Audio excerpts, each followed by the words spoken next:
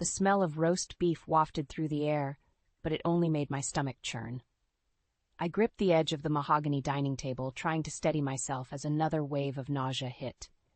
Jack, my husband, sat beside me, oblivious to my discomfort as he chatted with his father about the latest football game. "Emily, dear, aren't you going to eat?" Linda's shrill voice cut through the din. My mother-in-law's piercing gaze bore into me from across the table. I spent hours preparing this meal. I forced a weak smile. "It looks delicious, Linda. I'm just not feeling well." Linda's eyes narrowed. "Morning sickness again? Honestly, Emily, you're barely showing. I worked full-time when I was pregnant with Jack, and I never complained once." I bit my tongue, fighting back the urge to remind her that every pregnancy was different. Instead, I reached for my water glass, hoping the cool liquid would settle my stomach. Jack finally seemed to notice my distress. He placed a hand on my arm, but his touch felt more perfunctory than comforting. "You okay, hon?" Before I could answer, Linda interjected, "Oh, she's fine, Jack. Just being dramatic as usual." I clenched my jaw, willing myself not to cry. How had it come to this? When Jack and I first got married, he was my rock, my protector. Now he sat silently as his mother belittled me week after week. "So, Emily," Howard, my father-in-law, spoke up, his kind eyes meeting mine. "How's work going? Still enjoying that new project?" Grateful for the change of subject, I launched into a description of my latest marketing campaign. As I spoke, I felt some of the tension leave my body. At least someone at this table seemed genuinely interested in my life. Halfway through my explanation, Linda interrupted. "That's all very nice, dear, but don't you think it's time you started focusing on preparing for the baby? You can't possibly plan to keep working once the little one arrives." I froze, my words dying in my throat. Jack shifted uncomfortably beside me, but remained silent. "Actually," I said, finding my voice, "I do plan to return to work after my maternity leave. Jack and I discussed it, and we both agree it's the best decision for our family." Linda's face turned an alarming shade of red. "Jack, you can't possibly agree with this nonsense. A child needs its mother at home." I turned to my husband, silently pleading for his support. He cleared his throat, avoiding my gaze. "Well, Mom, times have changed. Lots of women work these days." It wasn't exactly a ringing endorsement, but it was something. I squeezed Jack's hand under the table, hoping to convey my gratitude. Linda, however, wasn't finished. "I see, so you're planning to let strangers raise your child while you gallivant off to the office? How selfish can you be, Emily?" The room started to spin. I gripped the edge of the table harder, my knuckles turning white. "Excuse me," I mumbled, pushing back my chair. "I need some air." As I stood, a sharp pain ripped through my abdomen. I gasped, doubling over. "Emily?" Jack's voice sounded far away. "What's wrong?" I tried to answer, but another wave of pain hit, stealing my breath. The last thing I heard before the world went black was Linda's exasperated sigh. "Oh, for heaven's sake, now she's fainting? Really, Emily, this is getting ridiculous." Then everything faded to darkness, and I crumpled to the floor. I woke up in a hospital bed, the sterile smell of disinfectant filling my nostrils. Jack sat in a chair beside me, his head in his hands. When he looked up, I saw the worry etched on his face, a glimpse of the man I fell in love with years ago.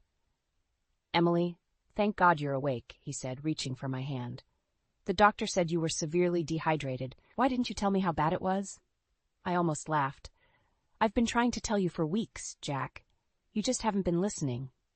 His face fell, and for a moment I saw guilt flash in his eyes. But then he straightened, his jaw set. "Mom said you were just being dramatic. I didn't think." "You didn't think," I cut him off, my voice sharp. "That's the problem, Jack. You never think when it comes to your mother." As if summoned by her name, Linda burst into the room, Howard trailing behind her. "Oh, Emily," she exclaimed, her voice dripping with false concern. "We were so worried. How could you let yourself get into such a state?" I closed my eyes, willing myself to stay calm. When I opened them, I locked gazes with Howard, silently pleading for help. He cleared his throat. "Linda, maybe we should give Emily some space to rest." "Nonsense," Linda snapped. "She's had plenty of rest. Now, Emily, dear, when can we expect you back at our weekly dinners? You know how important family time is." I felt something snap inside me. All the frustration, all the hurt of the past few months came bubbling to the surface. "Family time?" I repeated, my voice low and dangerous. Is that what you call it when you spend every Sunday belittling me and undermining my decisions? The room fell silent. Jack shifted uncomfortably in his chair, while Linda's mouth opened and closed like a fish out of water. "Now, Emily," Jack started, but I cut him off with a glare. "No, Jack. I'm done pretending everything's okay." I turned back to Linda. "From the moment Jack and I started dating, you've made it clear you don't think I'm good enough for your precious son. Well, guess what? I'm not going anywhere. This baby is coming, whether you like it or not, and I won't let you poison our child with your toxic behavior." Linda's face turned an alarming shade of red. "How dare you speak to me like that? Jack, are you going to let her talk to your mother this way?" All eyes turned to Jack. I held my breath, a part of me still hoping he'd stand up for me, like he used to in the early days of our relationship. But Jack just sat there, looking lost. I don't know what to say," he mumbled. In that moment, I saw our entire relationship flash before my eyes. Our first meeting at a speed dating event, where Jack's kind smile had stood out in a sea of forgettable faces. Our whirlwind courtship filled with laughter and dreams of the future. The gradual change after our wedding as Linda's influence grew and Jack became more distant. "I think," Howard said quietly, breaking the tense silence, "that we should all take a step back and give Emily the rest she needs." Linda opened her mouth to protest, but Howard silenced her with a look I'd never seen him use before. As they left the room, I caught Howard's eye. He gave me a small, sad smile that spoke volumes. Left alone with Jack, I felt a weariness settle over me that had nothing to do with my physical condition. "Emily," Jack started, his voice hesitant. "I'm sorry.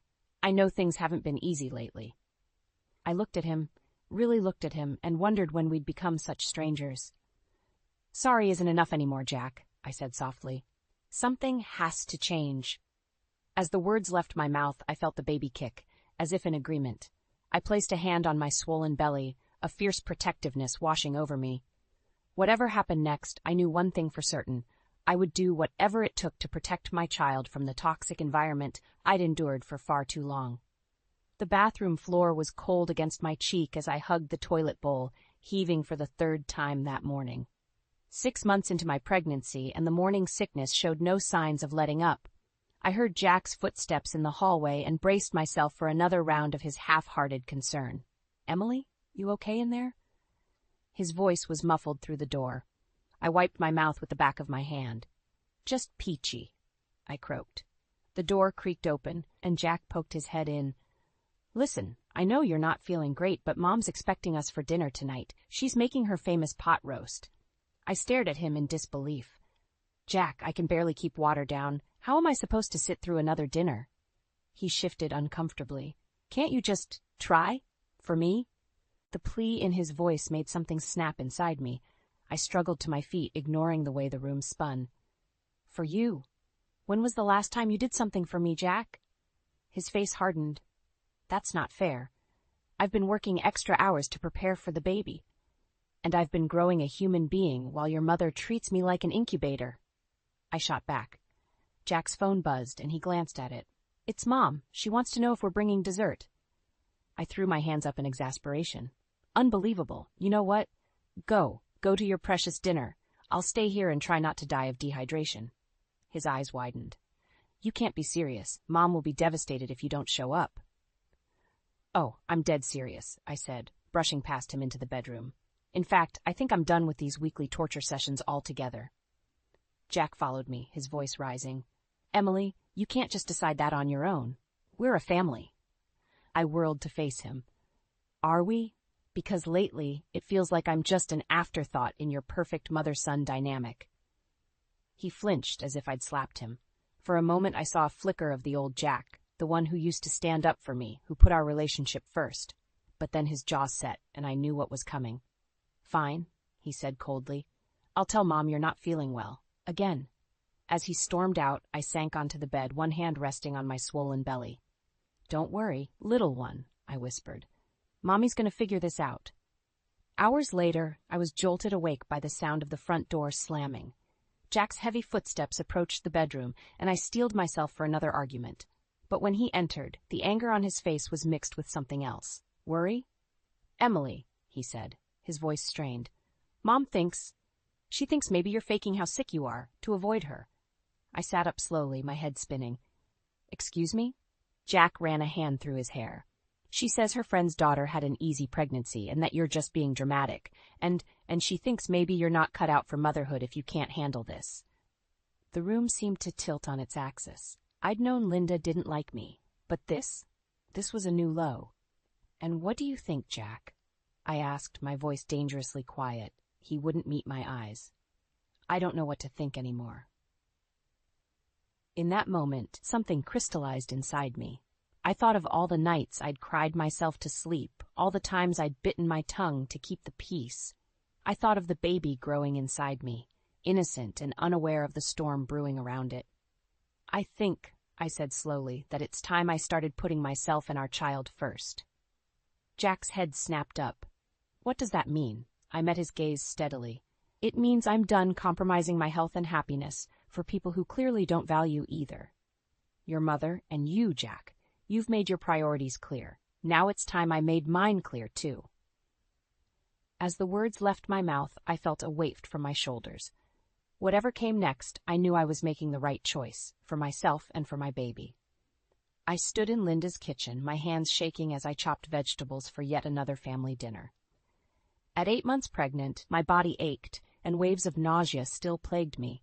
But here I was, playing the dutiful daughter-in-law because Jack had begged me to give his mother one more chance.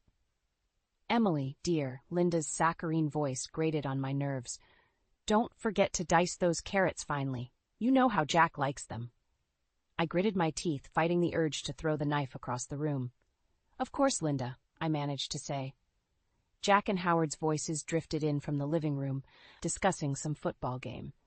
I longed to be anywhere but here, trapped in this suffocating house with people who seemed oblivious to my discomfort. Suddenly, a sharp pain ripped through my abdomen. I gasped, dropping the knife with a clatter. Linda whirled around, her eyes narrowing. Oh, for heaven's sake, Emily, don't be so dramatic. It's just a little kitchen work. I clutched the counter, trying to steady myself. Linda, I think something's wrong. She rolled her eyes. Nonsense, you're barely 8 months along. Stop trying to get out of cooking dinner. Another wave of pain hit, more intense than the first. I felt a warm gush between my legs and looked down in horror to see a puddle forming at my feet. My water broke, I whispered, panic rising in my throat. Linda's face contorted with disbelief and annoyance. Impossible. You're faking this, aren't you, just to avoid your responsibilities? I couldn't believe what I was hearing. Even now, faced with irrefutable evidence, she was accusing me of lying. Jack! I called out, my voice strained. Jack, please! He appeared in the doorway, looking confused. What's going on? Your wife is putting on quite a performance, Linda said, her voice dripping with disdain. Anything to get out of family dinner, it seems. I stared at Jack, silently pleading with him to see the truth. But his eyes darted between me and his mother, uncertainty written all over his face. Jack, I gasped, another contraction hitting. The baby's coming. We need to go to the hospital. Now. He hesitated, and in that moment I saw our entire future crumble. How could he doubt me at a time like this? Son? Howard's voice cut through the tension as he entered the kitchen.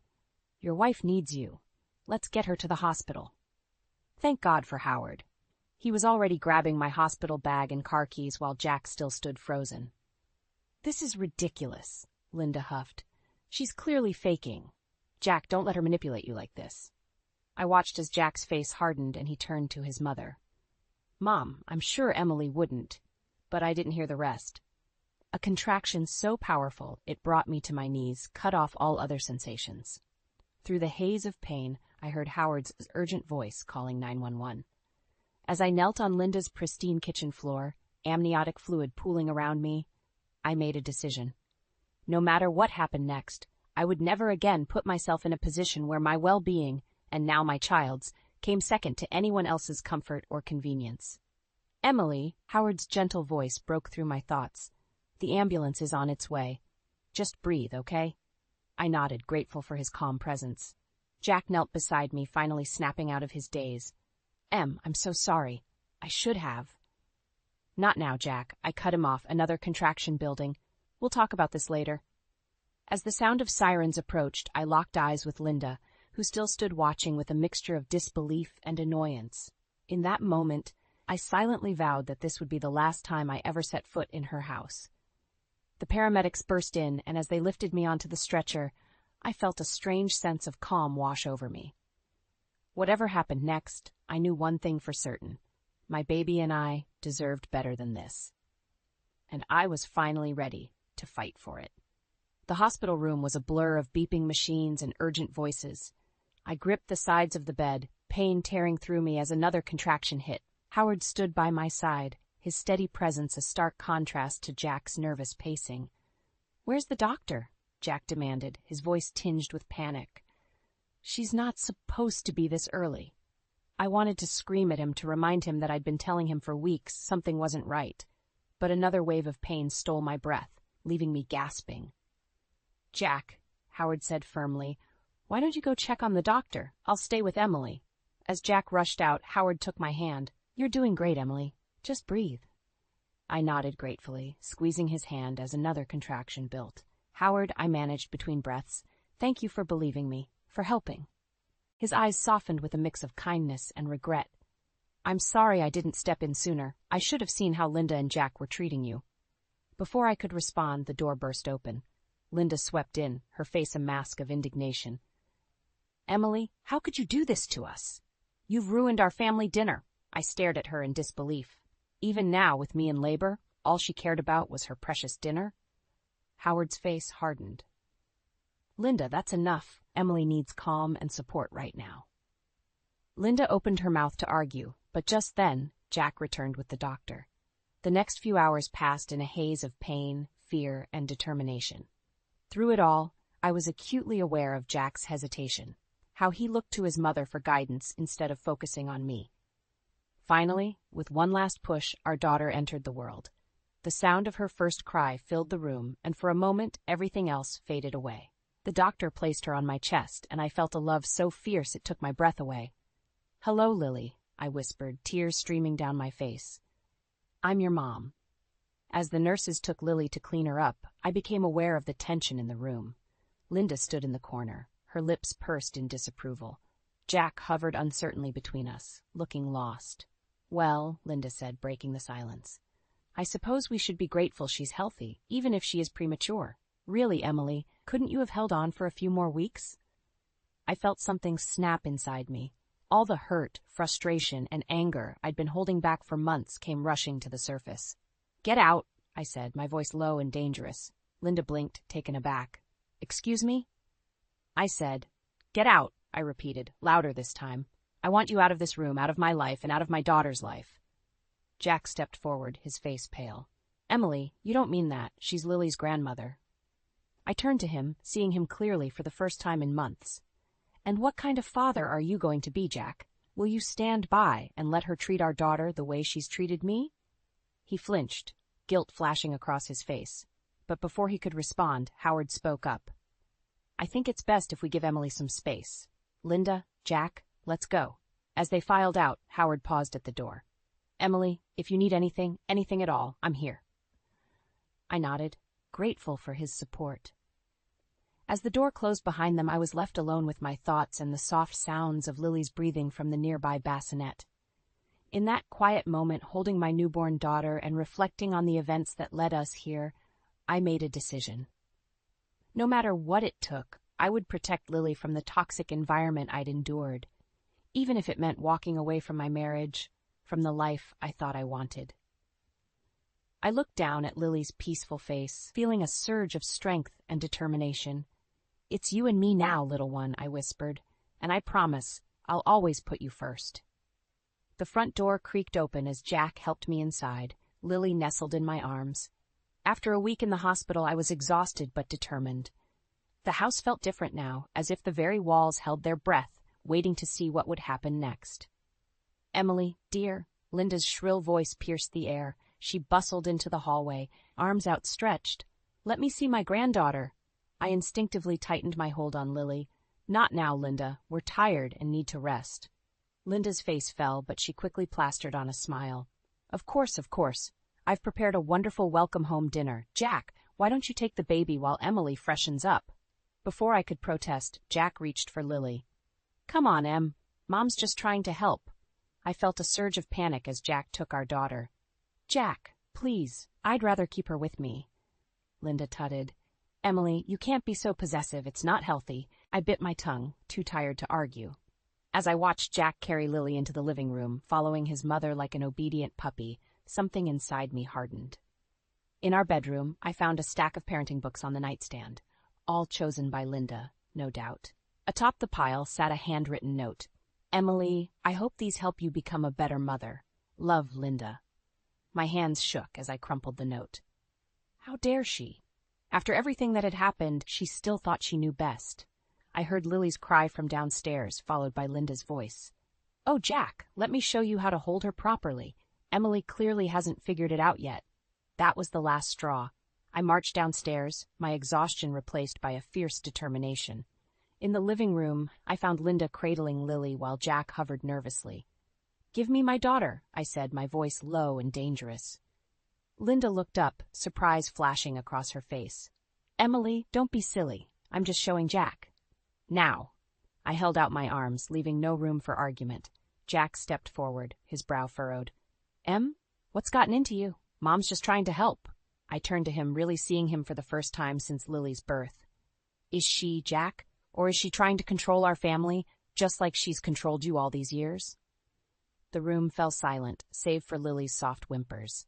Linda's face hardened as she reluctantly handed me the baby. I think, I said, cradling Lily close, that it's time we had a serious talk about boundaries. Jack's eyes widened. Emily, please. Can't we just enjoy being home? I shook my head, feeling a strange calm settle over me. No, Jack. We can't keep pretending everything's okay. It's not just about me anymore. It's about Lily. Linda huffed. This is ridiculous. Jack, tell your wife she's being unreasonable. But as Jack opened his mouth to speak, I cut him off. Actually, I have something to say first. I took a deep breath, steeling myself for what came next. I can't do this anymore. The constant criticism, the lack of support, the way you both dismiss my feelings and needs. It stops now. Jack paled. What are you saying? I met his gaze steadily. I'm saying that unless things change dramatically, and I mean real, lasting change, I'm leaving, and I'm taking Lily with me. The silence that followed was deafening.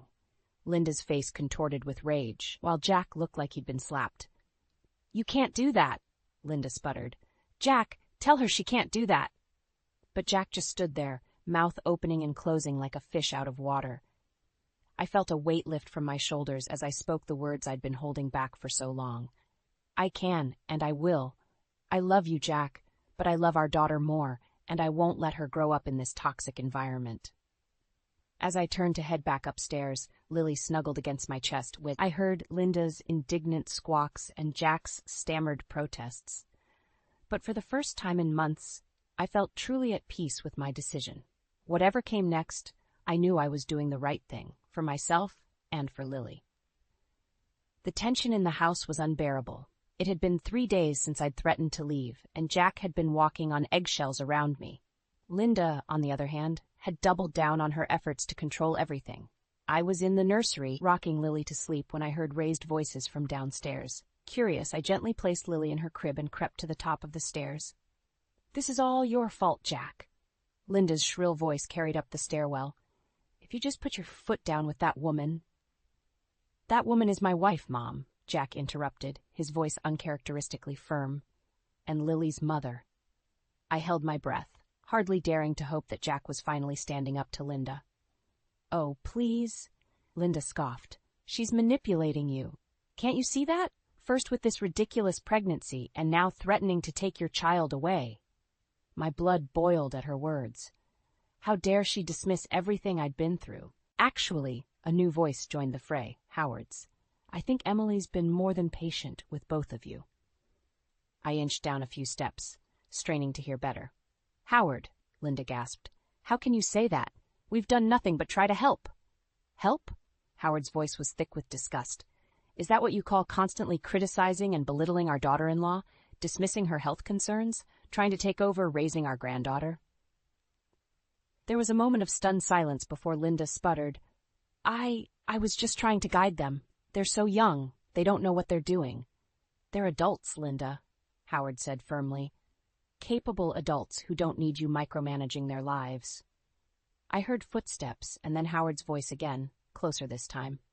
Jack, son, I owe you an apology. I should have stepped in sooner, should have seen how your mother's behavior was affecting your marriage.